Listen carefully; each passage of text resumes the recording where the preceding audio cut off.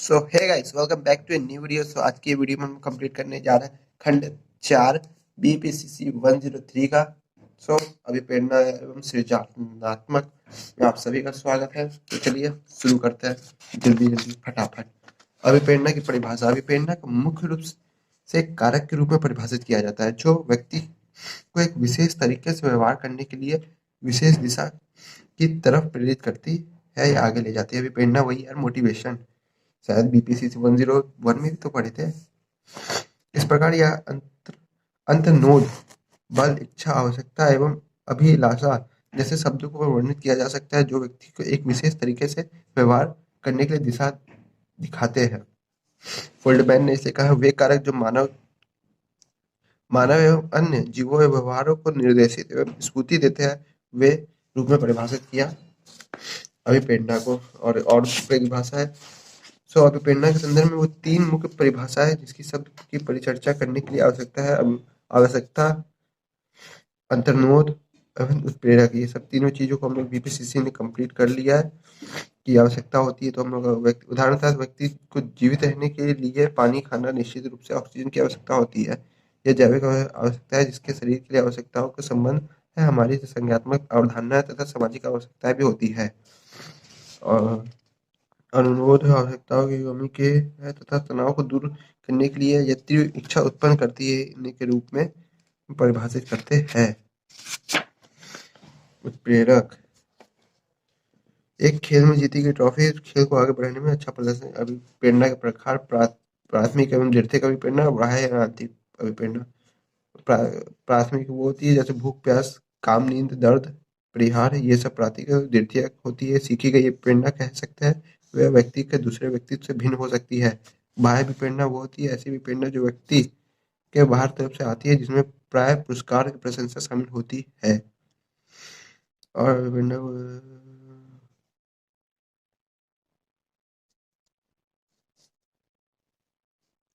ठीक है, ठीक है, ठीक है, ठीक है, ठीक है, कोई दिक्कत नहीं है। हाँ, यहाँ ही वही सोचा आंतरिक अभिप्रेरणा कहाँ गई। आंतरिक अभिप्रेरणा को प्रेरणा जो व्यक्ति के अंदर से आती है और चुनौती का आनंद, महारत, निपुणता और स्वायत्ता तत्वों को शामिल करती है। मतलब एक बार जब आपका बैग आ जाए तो आपके मोबाइल में नेट ना हो तो जरूरत है ना आप संदीप महेश्वरी का वीडियो देख के आओगे। आप अपने आप को ऐसे दुविधा से निकालने के लिए अपने अंदर से सेल्फ कॉन्फिडेंस बिल्ड करके ऐसा पेपर दोगे कि पेपर फट जाएगा, आग लग जाएगी, समझ रहे हो आप? तबाही मचा दोगे फिर पेपर में, फिर बैक नहीं लगेगा कभी। अभिप्रेरणा के सिद्धांत, अंतर्नोद कमी सिद्धांत, हम तो पहली बार इसका नाम सुन रहा है। स्टीवेलन उद्दीपन सिद्धांत, ये भी कुछ खास नहीं है हमको लग रहा है। मैस्लो का आवश्यकता पदानुक्रमण, ये वाला थोड़ा सा है, बाकी सब स्किप मारो। मैस्लो का आवश्यकता का पदानुक्रमण पिरामिड के रूप में आवश्यकता, ये वाला तुमको पहले भी तो पढ़ाई है। यह आधारभूत आवश्यकताओं के नीचे लेकर आवश्यकताओं को नीचे की तरफ से लेकर उच्चतर आवश्यकताओं की तरफ बढ़ता है। जो चीज़ तुमको पहले बताए थे कि पहले होती है शारीरिक आवश्यकता है, फिर दूसरी होती है रक्षा और सुरक्षा आवश्यकता है। जब तुम शारीरिक अवस्था खाना पीना कर लोगे फिर क्या चाहोगे? रक्षा और सुरक्षा में घर बनवाओगे, फिर प्रेम और अकेलेपन की आवश्यकता को पूरा करोगे, मतलब शादी ब्याह, फिर आदर और संबंधित पेशाओं के सब लोग तुमको आदर दे, सम्मान दे, आवश्यकता को दे, और फिर आत्मसिद्धि एकदम प्रो लेवल में चल जाओगे। उसको पढ़ लेना तुम लोग, हम क्या पढ़ाएंगे, तुम लोग पहले भी वो पढ़ा चुका है। हर्बा के 2 कारक सिद्धांत कोई इंपॉर्टेंट नहीं है। मैकलेलैंड की अर्जित आवश्यकताओं का सिद्धांत, ये भी कोई इंपॉर्टेंट नहीं है, भूलोगे सबको। आंतरिक एवं बाह्य प्रेरणा के द्वारा व्यक्तित्व की क्षमता को बढ़ाना, चुनौती उत्पन्न करना, सहायता प्रदान करना, जिज्ञासा को प्रकट करना, ये सब यार तुम लोग एक एक टॉपिक समझ जाओगे। अब जैसे चुनौती उत्पन्न करने में क्या करोगे? चुनौती उत्पन्न कर लोगे। वो एक बात होती है ना, जब कुछ नहीं होता है आस पास तो लोग अपने पैर पर कुल्हाड़ी मार के फिर उसको ठीक करता है। बाहरी प्रेरणा को बढ़ाने का तरीका, पहचान करो, पुरस्कार और प्रोत्साहन करो, दंड लो, बाहरी दबाव लो। आत्म नियमन, सेल्फ रेगुलेशन, बकवास चीज है, कुछ पूछा नहीं जाएगा। आत्मविद्धि, आत्मविद्धि पूछ लिया जाता है, इंपॉर्टेंट है। आत्म या स्वविद्धि या सकारात्मक या सामाजिक रूप में महत्वपूर्ण गुणों जैसे दयालुता, समझदारी, बुद्धिमान कल्पनीय एवं उद्यमिता का प्रयोग करते हुए स्वयं को वर्णित एवं प्रस्तुत करने की प्रकृति के रूप में वर्णित किया गया है आत्मविधि। ठीक है, प्रेरणा के संदर्भ में आत्मविधि उद्देश्य के बारे में परिचर्चा कर सकता है, जिसे स्वयं के बारे में अनुकूल कुल कुतल अनुकूल एवं प्रसारपूर्ण चीजों को जानने की इच्छा के रूप में परिभाषित किया गया है। सब लोग अपने अपने हिसाब से परिभाषित किए। स्व सुधार, पहले आप अपने अंदर सुधार कीजिए। ठीक है, का स्वयं को बेहतर बनाने की एक अभिप्रेरणा के रूप में व्याख्या की जाती है, जबकि स्वविधि को एक ऐसी अभिप्रेरणा के रूप में व्याख्या की जा सकती है जो इस परिक्षेप पर आधारित है कि कोई व्यक्ति बेहतर है। यह बात वास्तविकता को संगत भी हो सकती है और असंगत भी। सब आकलन, खुद का आकलन करो, स्व जांच करो, स्व सुरक्षा, ये सब यार तुम लोग को करने की ज्यादा जरूरत है। तुम लोग तो खतरनाक लोग हो। और पक्षपातपूर्ण परिकल्पना परीक्षण, ऐसी अनेक प्रकार की तकनीकें जिसका प्रयोग करके आप लोग स्वयं की वृद्धि के क्या लिखा है, जिसका प्रयोग कर स्वयं की वृद्धि के लिए कर सकते हैं। देखो तुम लोग कैसे वृद्धि करोगे। अभी पक्षपातपूर्ण परिकल्पना परीक्षण नहीं पढ़ते, एकदम विद्धि विद्धि हो जाओगे। लोगों से उसके के बारे में जो प्रश्न पूछा जाता है वो इस प्रकार के बनाया जाता है कि वो सकारात्मक आत्म परिप्रेक्ष्य को बढ़ाते हैं। उदाहरणतः एक विद्यार्थी ऐसा प्रश्न तैयार करता है कि क्या मैं परीक्षा में अच्छे प्रतिशत प्राप्त कर सकूंगा, बजाय इसके कि क्या मैं परीक्षा में खराब प्रदर्शन कर सकूंगा। इसका क्या मतलब है, पॉजिटिव है। वर्गीकरण का विस्तार, लोगों के द्वारा अपनी सफलताओं एवं असफलताओं का वर्णन करने के लिए वर्गीकरण का विभिन्न रूप से प्रयोग किया जाता है। उदाहरण के लिए, प्रदर्शन मूल्य निर्धारण पर बेहतर स्तर प्राप्त करने वाला एक कर्मचारी अपनी उपलब्धि को अपने कठिन परिश्रम व ईमानदारी के प्रतिबिंब के रूप में बताएगा। वही नहीं, वह एक अन्य कर्मचारी जिसके कमतर स्तर प्राप्त किया हो, वह इसे अपने लक्ष्य को प्राप्त करने में थोड़ा पीछे रह जाने के रूप में बताएगा। ठीक है यार, ये सब तो आपका टीवी चैनल में भी आ जाता है, टीवी सीरियल में वैसी ऐसी लंबी लंबी फेंकता है। स्वयं के प्रति पक्षपात करना, स्वयं के प्रति पक्षपात एक व्यक्ति की अपनी सफलता का श्रेय आंतरिक कारणों को देगा, वही असफलता का श्रेय बाह्य कारकों को देगा। मतलब समझ रहे हो, मतलब दोष देने के लिए किसी को मिलना चाहिए। और तुम एक दोस्त से रोज मिलने जा रहे हो और तुम एक बार पेपर में खराब हो गए तो यही बोलोगे ना, भाई तुमसे रोज मिलने आ जाते थे इतना दूर से, तुम्हारे कारण पेपर खराब हुआ है। मतलब किसी को दोष देने वाला। स्वयं के द्वारा अक्षमता, अपने विकास के लिए प्रयोग की जाने वाली एक अन्य तकनीक है जिसमें व्यक्ति द्वारा अपने प्रदर्शन को जानबूझकर क्षतिग्रस्त बनाया जाता है ताकि अपनी असफलताओं के लिए स्पष्टीकरण दिया जा सके। समझ रहे हो, इसमें व्यक्ति अपने प्रदर्शन को जानबूझकर क्षतिग्रस्त बना देता है ताकि वो अपनी सफलता का स्पष्टीकरण दे सके। अगर खराब होता है तो वो नहीं है तो भाई अब तो कुछ होने वाला नहीं है, तो क्या करो, लिखना बंद कर दो। फिर बोल देना हाथ में चोट लग गई थी, जब एग्जाम की कॉपी खुलेगी तो सर हम लिख नहीं पाए, नहीं तो हम पास हो जाते हैं। असत्य आम सहमति प्रभाव का असत्य वशिष्ठता, इसमें व्यक्ति विश्वास करता है कि उसकी राय एक कार्य अन्य लोगों के साथ साथ ही संगति है, संगीत संगत संगति तो है, संगति में है। दूसरी तरफ मिथ्या असत्य वश्यता भी होती है, जिसके व्यक्ति को इस संदर्भ में गलत अवधारणाएं पर टिका रहता है कि उस प्रकार के उनके कार्य के मत अन्य लोगों से भिन्न है। पता नहीं ये क्या बकवास चीज थी। बस तुम लोग को 6 टॉपिक बस मेन में याद रखना है। और लग रहा है ये चैप्टर खत्म होने को आ गया है और वीडियो भी खत्म होने को आ गया है। हाँ नहीं यार, सृजनात्मक बच्चा है, इकाई 10 सृजनात्मक सृजनात्मक की प्रकृति और पहलू। अब देखो तो देखो क्या चीज है सृजनात्मक, समझ रहे हो ना। सृजनात्मक मतलब, चलो आप पढ़ते हैं। क्या आप नीचे के 2 बिंदुओं को देख रहे हैं? जरूर, ये एक काला बिंदु है, ये एक और काला बिंदु है। अब आप अपने पेंसिल से कलम लीजिए और इन दोनों बिंदुओं को जोड़िए। ऐसे भी जोड़ सकते हैं, देखो कैसे, ऐसे भी जोड़ सकते हैं, ऐसे भी जोड़ सकते हैं, ऐसे भी जोड़ सकते हैं, कई तरीके से। गोला बना के भी जोड़ सकते हैं, एक ट्रायंगल बना के भी जोड़ सकता है। ये ट्रायंगल कैसे बना के जोड़ सकते हैं, इन दोनों बिंदुओं के बीच में भी आप सीधी रेखा खींचिएगा, परंतु क्या आप इन दोनों बिंदुओं को जोड़ने में वैकल्पिक तरीकों के बारे में सोच सकते हैं? प्रयास कीजिए। सृजनात्मक क्या है? हम सब किसी न किसी रूप में सृजनात्मक है। हमने अपने सृजनात्मक चिंतन का प्रयोग जीवन के विभिन्न परिस्थितियों एवं चुनौतियों का सामना करने हुए कभी ना कभी किया होगा। सृजनात्मक मतलब अब हम तुमको कैसे बताएं? यार स्पाइडरमैन देखो, तुम कभी सोच सकते थे एक इंसान जिसका हाथ से जाला निकलता होगा वो एक स्पाइडरमैन, वो सृजनात्मक है। माइंड कॉन्सेप्ट ने एक ऐसी क्रिएशन तैयार कर ली, वही सृजनात्मक है, क्रिएटिव। जैसा अभी हम क्रिएटर होगा, यूट्यूब क्रिएटर नहीं, यूट्यूब क्रिएटर नहीं, कंटेंट क्रिएटर, सॉरी। कभी ना कभी क्या होगा, एक विशेष प्रकार के सामान्य समाधान भी कहा जा सकता है। प्राय हम एक समान समस्या को सामना करते हैं, तब हम अपने पास समस्या स्मृति स्थिति होती है, जिस होती है हमारे पास एक लक्ष्य स्थिति होती है, और फिर हमारे पास नियम होते हैं जिसका प्रयोग करते हुए हम वांछित स्थिति पर पहुंचते हैं। और परंतु सृजनात्मक इस परंपरागत तरीके के चिंतन से परे होती है और समस्या को अनोखे अंदाज में सुलझाती है।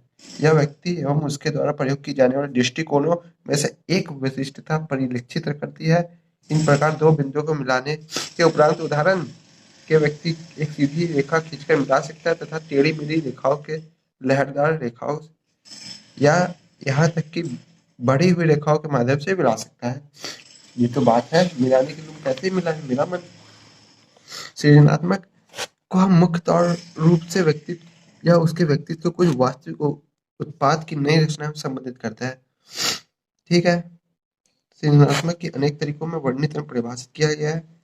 तो इसे व्यक्तित्व के समाज में अंतिम उपयोगिता होती है। देखिए,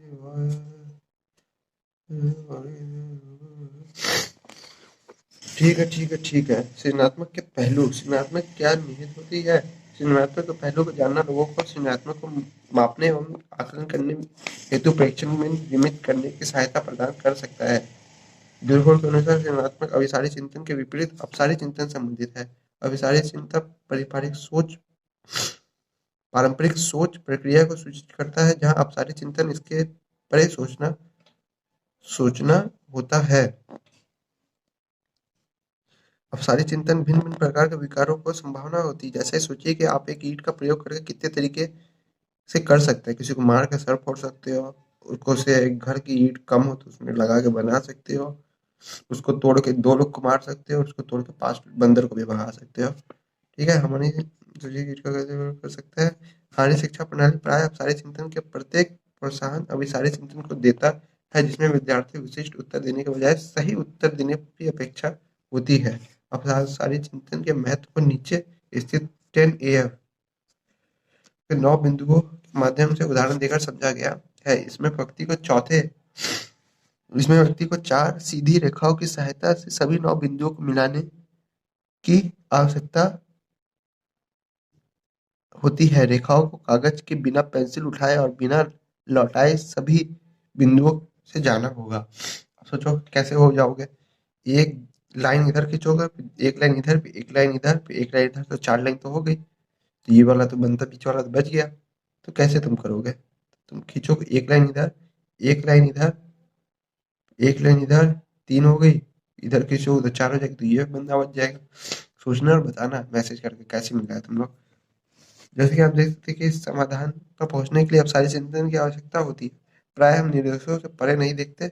निर्देशों से उल्लेख नहीं किया गया है कि वैसे बिंदु से नहीं जा सकता है। व्यक्ति ने दिशा सोचने है, तब इसका समाधान किया जा सकता है। आप इस इकाई के समाप्त में इसका समाधान देख सकते हैं। उसमें भी नहीं दिया है, हमसे पूछो। सृजनात्मक की आवश्यकताएं। अच्छा सर, 1 2 3, हाँ है तो एक, ठीक तो है। 1 2 3 4, ठीक तो शायद। सृजनात्मक की अवधारणाएं। तैयारी, उद्भवन, प्रेरणा और सत्यापन। सृजनात्मक के उपागम। बकवास चीज। सृजनात्मक उपागम और सृजनात्मक के विभिन्न उपागम। सृजनात्मक सहसंबंध, ये सब कुछ नहीं आता जीवन में कभी भी। इतने हार्ड वो पूछते ही नहीं, इसे जानना बुद्धि के बीच संबंध वो सबसे पहले ही वो टॉपिक पूछता है। सृजन सृजनात्मकता का आकलन। सृजनात्मक का आकलन कठिन है क्योंकि इसका सृजनात्मक उत्पादक और सृजनात्मक चिंतन व्यवहार के गुणवत्ता और मूल्यांकन करने की आवश्यकता होती है। उदाहरणतः दो व्यक्ति एक संगीत रचना या एक उत्पादन की यथार्थता मौलिकता का सहमत हो सकते हैं, परंतु उन सृजनात्मक विचार का उत्पादन की उपयोगिता प्रासंगिकता का संबंध में अलग अलग हो सकती है। फिर भी सृजनात्मक के विभिन्न परीक्षण प्राय सृजनात्मक की चार मुख्य अवधारणाओं पर आधारित है।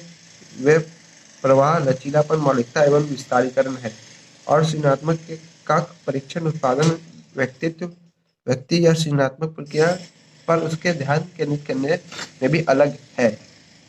तो समझ रहे हो, दो लोग अगर तुम क्या बोलते हैं, अगर वही 9 लाइन जो 9 खाने को भरने की बात है, अगर दो लोग अलग-अलग समय पे अलग-अलग चीज़ों अलग दोनों लोग खोजते हैं, तो उनको तुम कैसे नाप पाओगे? किसने कितनी सृजनात्मक की? तो मतलब समय से तुम सबसे पहले नापोगे, लेकिन हो सकता है भाई जो जिसका समय अधिक आया हो उसने बहुत अच्छे तरीके से मापा हो, तो सृजनात्मक बढ़ाने के तरीके बहुत सारे तरीके होंगे। सो असामान्य प्रश्नों के प्रति सामान्य प्रदर्शित करना, असामान्य प्रश्नों की प्रति सम्मान प्रदर्शित करना, ये नहीं बोल देना कि क्वेश्चन ही गलत था। कल्पनात्मक एवं सृजनात्मक विचारों के प्रति सम्मान प्रदर्शित करना, अपने विद्यार्थियों को दिखाए कि उनके विचारों का महत्व है। कभी कभी बच्चों का मूल्यांकन पर डर के बिना अभ्यास हेतु कुछ करने को देना, मूल्यांकन के कारण एवं परिणामों के साथ जोड़ना, स्वयं के सीखने की पहल एवं प्रोत्साहित करना एवं इसका मूल्यांकन करना।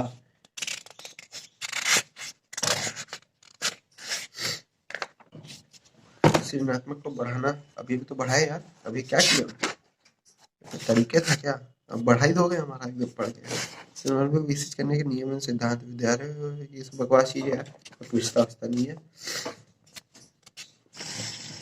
देखो नौ नौ घोड़ा कैसे मिलाया है, जैसे हम बताए थे वैसे मिलाया। ठीक है, मिला तो लिए भाई तुम। अच्छा तुम ऐसे मिलाए नौ घोड़ा, और इसकी लाइन इसके अंदर कैसे घुसा के लेके गए? कुछ भी। अच्छा चलो ठीक है, सही है सही है। एक बड़ा ट्रायंगल बनाया बंदा, तो अभी तो 4 लाइन हुई है। पेंसिल कैसे उठाया? एक इधर बनाया, फिर एक इधर बनाया, फिर एक इधर बनाया, फिर एक इधर बना दिया। मतलब 9 गोला अगर यहाँ पे है, तो उसने देखो कैसे बनाया बेवकूफ ने। देखो क्रिएटिव थिंकिंग, उसने एक लाइन यहाँ से ली, फिर एक लाइन यहाँ तक ली, एक लाइन यहाँ से ली, ऐसे करते हुए ली। बेवकूफ है क्या? यहाँ से ली मान लो, और ऐसे करते हुए ऐसे ले ली। Creative thinking. और फिर यहाँ आई वापस और ऐसे कर दी। नहीं नहीं नहीं नहीं, नौ घुरा उसने बनाया ऐसे। तो दिखाते हैं तुम लोगों को कैसे, अब हम समझ रहे हैं। क्रिएटिव थिंकिंग हमारी भी चालू हो गई है। उसने यहाँ निकाली पहली लाइन, अबे 9 घुरा बनो, ये गलती से बन गया, इसको काट दो ऐसे। ये एक बनाई उसने बेवकूफ ने, ये बनाई, फिर ये बनाते हुए ये बनाते हुए ये बनाते हुए ऐसे किया, फिर ऐसे करते हुए बकवास बनाते हुए ये पूरा कर दिया। क्रिएटिव थिंकिंग वो बोलते हैं, क्रिएटिव थिंकिंग। सो गाइस, बहुत देरी से आपको क्रिएटिव थिंकिंग दिखा दी है, और अभी आ गया आपका प्रैक्टिकल, जिस पे मैंने पहले ही एक बार वीडियो बना चुकी है, प्रैक्टिकल के दिशा निर्देश क्रेडिट टू। सो गाइस मिलता है एक नेक्स्ट वीडियो में, जो कि होगा BPCC 104 का। सो गाइस वीडियो जैसी भी लगी हो कमेंट जरूर करना, उस पर किसी भी तरह की कोई भी प्रॉब्लम हो, बुरी लगी हो अच्छी लगी हो, जैसे भी कमेंट करके बताना मुझे, ठीक है। और डिस्क्रिप्शन बॉक्स में मेरी इंस्टाग्राम की आईडी भी दी है, अगर आपको कोई भी प्रॉब्लम हो या कोई भी क्वेश्चन हो तब मुझे वहाँ पे मैसेज कर सकते हैं, और कमेंट बॉक्स में मैं आप कर सकता है। सो वीडियो अच्छी लगी तो लाइक करना, बहुत अच्छी लगी तो चैनल सब्सक्राइब करना। सो गाइस मिलता है नेक्स्ट वीडियो में। Thank you for watching. Tata bye bye, दुआ सलाम, सत श्री अकाल, बाय बाय।